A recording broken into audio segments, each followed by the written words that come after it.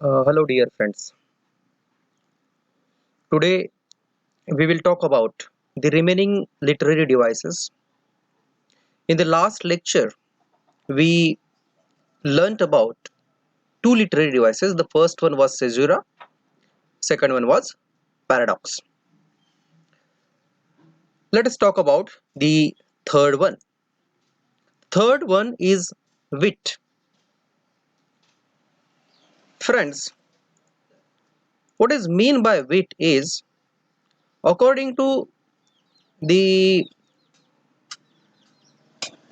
dictionary, the dictionary meaning of wit is actually the dictionary meaning of this A1 is intelligence, wisdom, sense, or common sense. What is mean by intelligence? Intelligence means buddhimatta in Marathi. Wisdom means शहाणपणा in Marathi. आपण generally कोणाला बोलताना म्हणतो तुला काही common sense आहेत का नाही. Common sense means वागायचं कसं, बोलायचं कसं, कोणत्या ठिकाणी कसं राहायचं, त्या संबंधीची एक नियमावली, त्या संबंधी वागण्याचा sense that can be called common sense. But that is wit. Originally, meaning of wit is this. But during Renaissance, we actually came to know about Renaissance already. We know what is Renaissance. In our last semester, we already knew about Renaissance. So Renaissance means intelligence or wisdom. Look, the same meaning is given in the dictionary as well as Renaissance meaning. Friends, there are some of the philosophers, there are some of the writers who already talked about this. According to them, one is Roger Ascham and Lilly. According to them, they signified wit as intellectual liveliness, intellectual बुद्धिमत्ता, बुद्धिमत्ता ज्याच्यामध्ये जिवंत आहे असा म्हणजे wit. There is another one, Philip Sidney. Philip Sidney says sense of an aptitude for writing poetry. Poetry लिहिण्यासाठी जो sense लागतो, पोएट्री लिहिण्यासाठी जी तडमड लागते, जी बौद्धिक कुवत लागते, that can be called wit according to Philip Sidney. In 17th century, the meaning of wit is like this: fancy, a dexterity of thought and imagination, aptness of expressions. Fancy means कल्पना शक्ती, imagination. इमॅजिनेशनला जास्त महत्व दिलं गेलं 17व्या शतकामध्ये. 17व्या शतकामध्ये तुमचे expression किती बरोबर आहेत, तंतोतंत आहेत, त्याला सुद्धा महत्व दिलं गेलं. आणि in 17th century this meaning was there that we already saw here. Let us talk about the next thing. So commonly wit is commonly associated with metaphysical poetry. Actually, we already came to know what is metaphysical poetry. Metaphysical poetry म्हणजे काय आहे हे आपण already बघितलेलं आहोत. Metaphysical, Meta means beyond. Physics म्हणजे भौतिक, ज्या गोष्टी डोळ्यांना दिसतात, त्या गोष्टी कॉमन लोक विचार करतात, त्याच्याही पलीकडे जाऊन लिहिली जाणारी अशी ही poetry, that can be called metaphysical poetry, and wit is associated to metaphysical poetry. There was a poet, the great poet Alexander Pope defined wit as, he says, Alexander Pope says, true wit is nature to advantage dressed of what oft was thought but never so well expressed. Let us reread this. He says, true wit is nature to advantage rest. Of what thought but never so well expressed. जो खरा जो विट असतो, खरा जो विट म्हणजे शहाणा मनुष्य म्हणू, इंटेलेक्च्युअल म्हणू, त्याचा स्वभावच आहे की कुठल्या तरी गोष्टीला ड्रेस्ड म्हणजे पेहराव सुशोभित करून व्यक्त करणे. पण तरीही कुठला तरी विचार असेल की जो कधीही नेव्हर सो वेल एक्सप्रेस म्हणजेच चांगल्या प्रकारे एक्सप्रेस केला जाऊ शकत नाही. पण वीट मध्ये जी ताकद आहे, वीट मध्ये एखाद्या गोष्टीला चांगल्या प्रकारे व्यवस्थित मांडण्याची ताकद आहे, वीट मध्ये ही कॉमन सेन्स आहे, वीट मध्ये ही इंटेलेक्च्युअलिटी आहे, according to Alexander Pope. Friends, this is about wit. If we talk more about this, wit has another meaning too. विटचे अजून मिनिंग्स आहेत, आपण त्या बघूया एक एक एक एक. विटची एक मिनिंग म्हणजे a person skilled at clever and funny remarks. असा एखादा व्यक्ती की जो क्लेवर रिमार्क्स करतो. क्लेवर रिमार्क, त्याच्याकडे स्किल आहे रिमार्क्सची, त्याच्याकडे स्किल आहे कोणत्या वेळेस काय बोलावं, कोणत्या वेळेस हसवावं, फनी रिमार्क्स, असं म्हणजे विट. There are two forms, there are two types of wit. The first one is quip, the second one is repartee. दोन टाइप आहेत, दोन प्रकार आहेत विटची. एक आहे पहिला क्विप, दुसरा आहे रिपार्टी. नोट करून घ्या, लिहून ठेवत जा. And the first one is quip. Let us talk about quip. आपण क्विप बद्दल बोलूया पहिल्यांदा. क्विप म्हणजे काय, तर विटी स्टेटमेंट विथ सरकॅझम. विटी statement with sarcasm to make funny and clever remarks. एखाद्या व्यक्तीचा उपहास करणे, एखाद्या व्यक्तीला परिहास करणे, एखाद्या व्यक्तीचा सरकॅझम, टीका करणे, एखादं असं स्टेटमेंट त्याच्या अगेन्स्ट बोलणे की ज्यामधून हसू निर्माण होईल त्या व्यक्तीविषयी, that can be call quip. त्याला क्विप असं म्हटलं जाऊ शकतं. So we were talking about quip and repartee. So you got what is mean by quip. Quip means उपहास करने. And second one is repartee. My friends, it is very crucial part of a wit, that is repartee. A repartee, let us come to know what is mean by repartee is conversation that is full of clever and funny remarks. It replies that are made quickly. There is a slight difference in between quip and repartee. Quip आणि repartee मध्ये थोडासा एक slight different आहे. क्विप मध्ये जेव्हा आपण एखाद्या व्यक्तीसोबत बोलतो तर त्याच्यावर टीका करतो, त्याचा उपहास करतो, की जे रिपार्टी मध्ये नाहीये. रिपार्टी मध्ये हास्यास्पद प्रत्युत्तर देतो आपण एखाद्या व्यक्तीला. चातुर्यपूर्ण टॉक होते आपल्याकडून, चातुर्यपूर्ण बातचीत केली जाते. That can be called repartee. There is again another one example given here in your book. तुमच्या पुस्तकामध्ये एक उदाहरण दिलेलं आहे, त्या संदर्भात तो तुम्ही बघू शकता. Repartee conversation between Beatrice and Benedick in Much Ado About Nothing, written by Shakespeare. शेक्सपियरने एक नाटक लिहिलेलं आहे, नाटकाचं नाव आहे मच अडो अबाउट नथिंग. ह्या नाटकामध्ये दोन पात्र आहेत, एक आहे बॅट्रिस आणि दुसरे आहे बेनेडिक्ट. या दोघांमध्ये जे कन्व्हर्सेशन आहे, ह्या दोघांमध्ये जे वार्तालाप आहे, चर्चा आहे, त्याला आपण रिपार्टी असं म्हणू शकतो. तर आपण ते बघूया. इथं मी व्हिडिओची लिंक डिस्क्रिप्शन मध्ये पेस्ट करतोय, ही तुम्ही सुद्धा बघू शकता. इथं सध्या आपण बघूया आता. Let us talk about that too. Okay, आपला रिडायरेक्ट होतोय यूट्यूबला. Just wait for some time.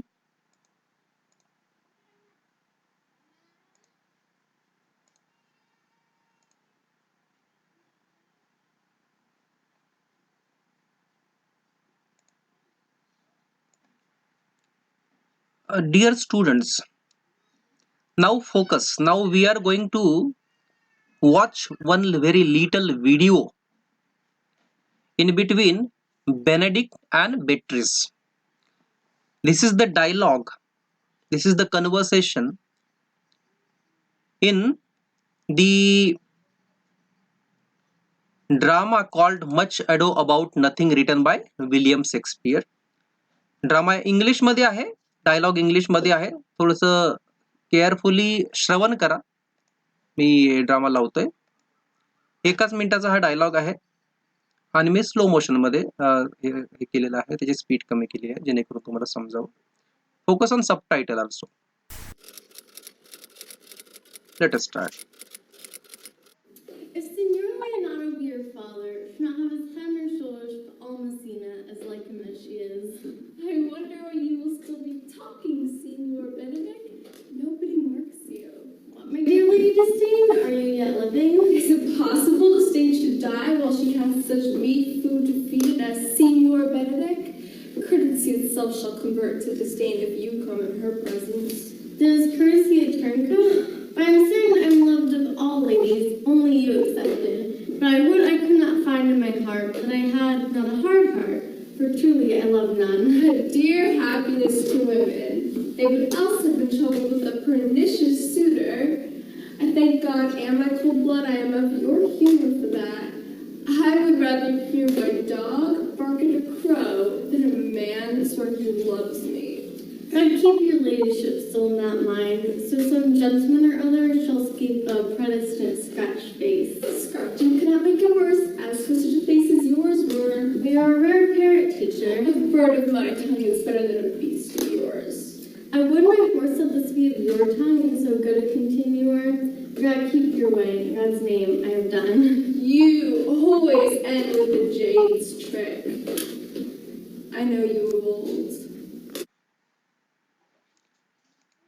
So this was the conversation in between these two ladies, two heroines we can call. You have seen how repartee is going on in between that conversation, full of clever and funny remarks, and these are very quickly. There is another one uh, conversation, there is another one example by Millimant and Mirabel in The Way of the World. WB Sheridan नावाचा एक writer आहे मित्रांनो. त्याने एक नाटक लिहिली, नाटकाचं नाव आहे the way of the world. आणि ह्या नाटकामध्ये मिलामँट आणि मिराबेल सोबत जो कन्व्हर्सेशन होतो तो सुद्धा रिपार्टी म्हणून गणला गेलाय. So for exam purpose if I say exam purpose you have to keep two examples in your mind. The first one is for repartee. There is a dialogue in between Beatrice and Benedict in the play Much Ado About Nothing written by William Shakespeare. दुसरा जर example तुमच्या डोक्यामध्ये ठेवायचा आहे तर तो exam purpose मिलामँट आणि मिराबल या दोन याच्यामध्ये डायलॉग आहे, दोन व्यक्तींमध्ये डायलॉग आहे. आणि हा डायलॉग आहे the way of the world ह्या ड्रामा मधला आणि रायटर आहे Sheridan. So with this,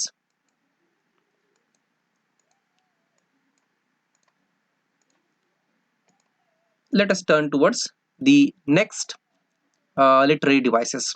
I hope you got what is wheat. मला आशा आहे की तुम्ही wheat म्हणजे काय हे चांगल्या प्रकारे तुम्हाला माहित झालं असावं. नाउ फ्री व्हर्स म्हणजे काय ते आपण थोडंसं जाणून घेऊया. मित्रांनो, आपण ब्लँक व्हर्स हे मागच्या सेमेस्टर मध्ये जाणलेलं आहे. What is blank verse? There is a particular meter, particular what you call the limitations according to rhyme, according to pentameters, according to length of the line. But in free verse there is no regular meter for the lines of the verse.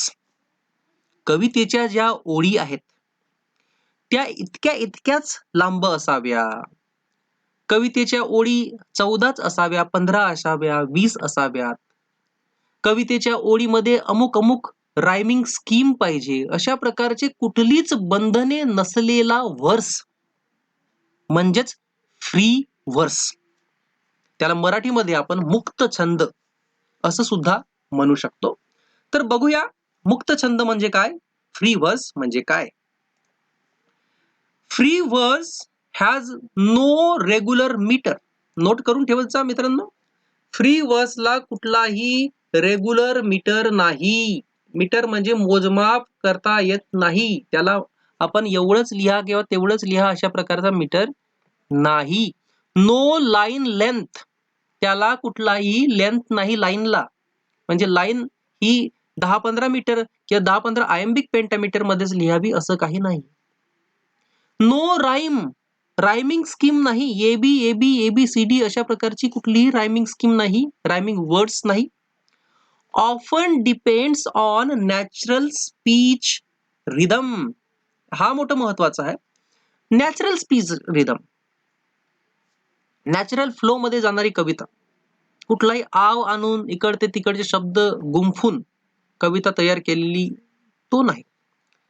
तर एक natural flow मध्ये जाणारी कविता की ज्याला कुठलाही metre नाही, ज्याला कुठलीही लाईन लेंथ नाही, ज्याला कुठलीही रायमिंग नाही, अशा प्रकारची कविता म्हणजे फ्री व्हर्स.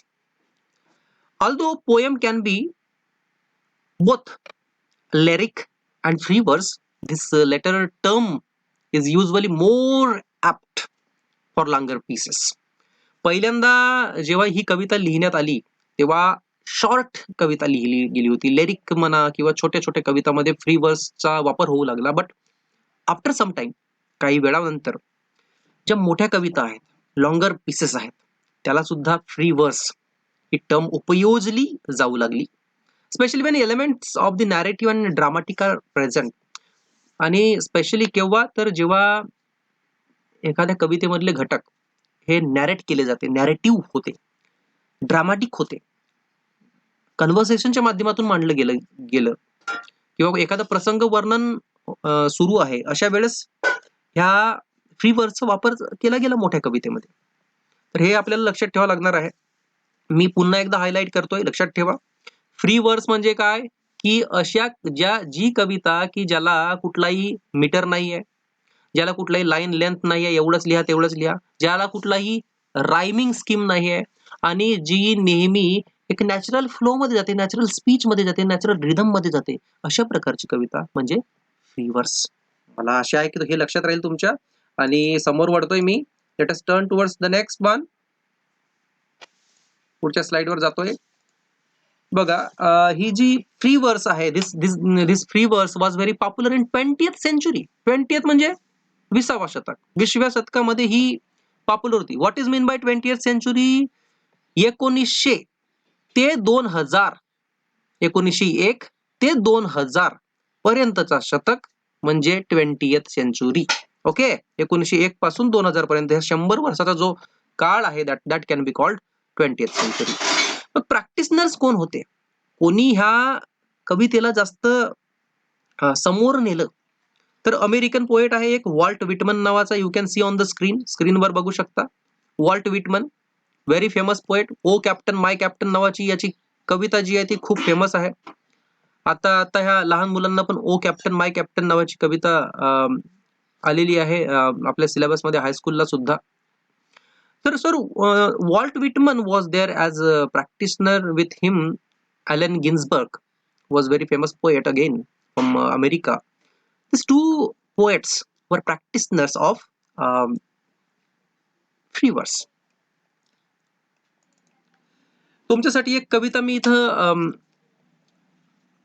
आणलेली आहे. एक लहान मुलाने ही कविता लिहिली आणि बघा किती सुंदर कविता लिहिली.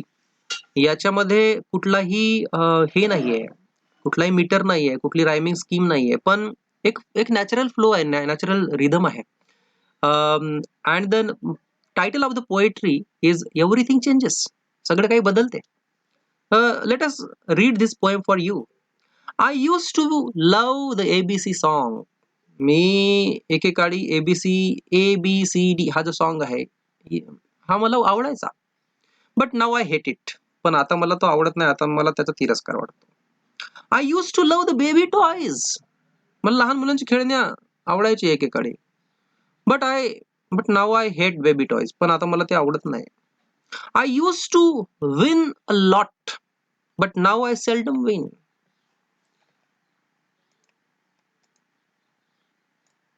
म्हणजे मी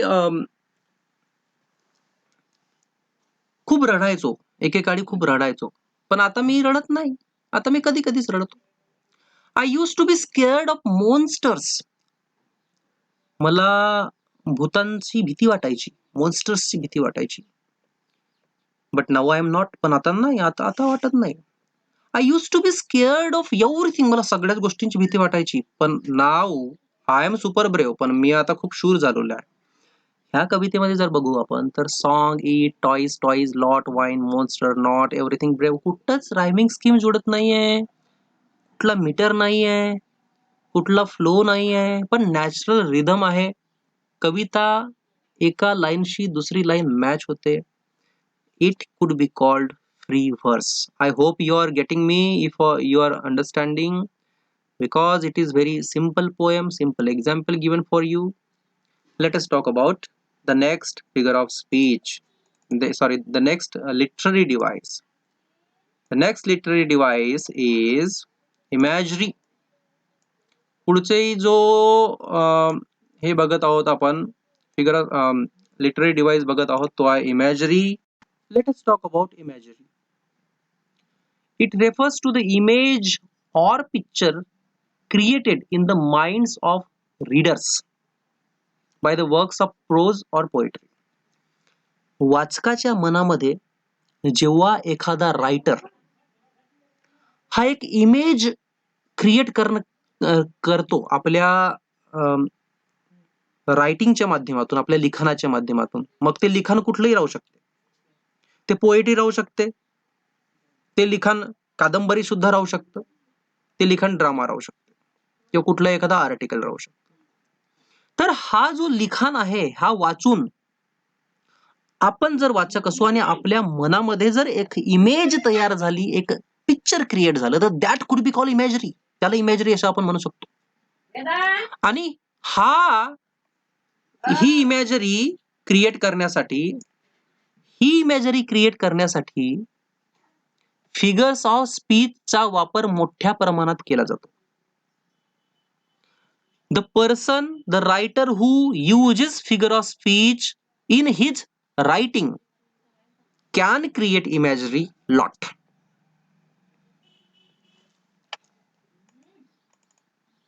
There is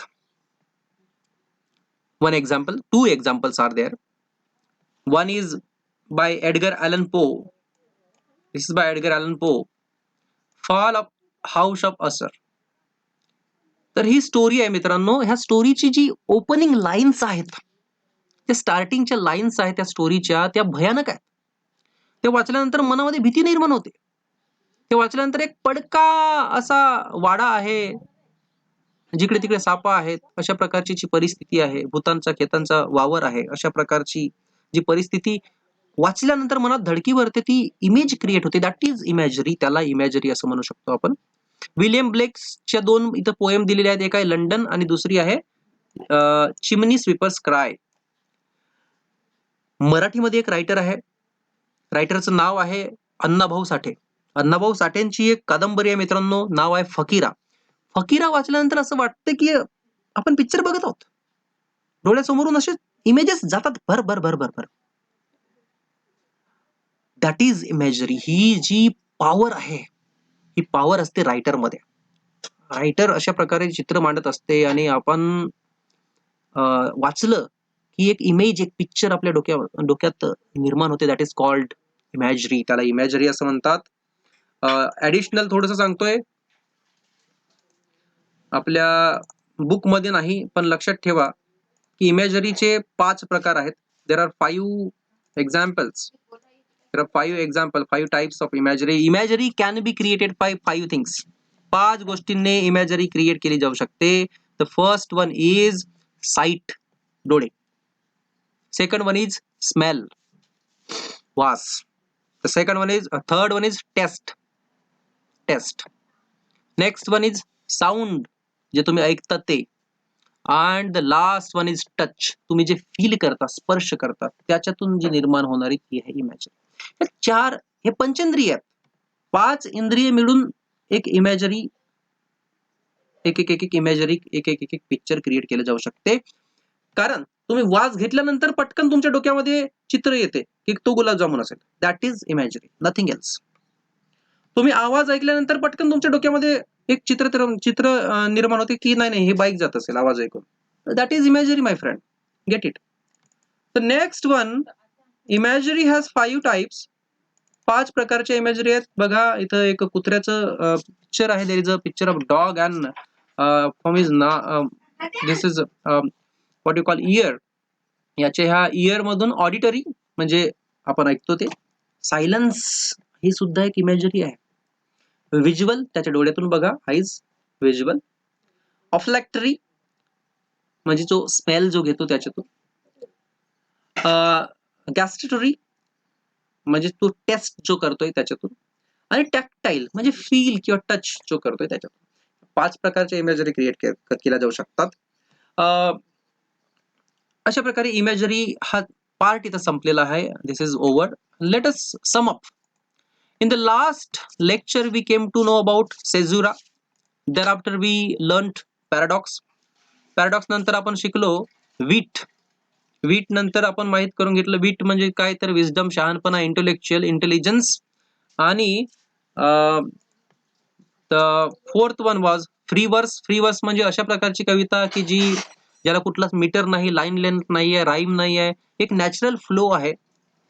आणि इमॅजरी म्हणजे एखादी इमेज, एखादी पिक्चर की जी क्रिएट केली जाते एखाद्या रायटर कडून आपल्या मनात म्हणजे वाचकाच्या मनामध्ये त्याच्या वर्क्सच्या माध्यमातून. That is called imagery. हे लक्षात ठेवा. आणि इथं आपण थांबतोय.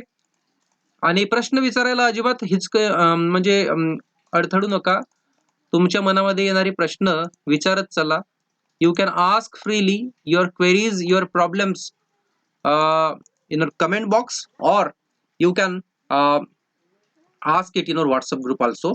With this we stop here. Thank you very much for being with me.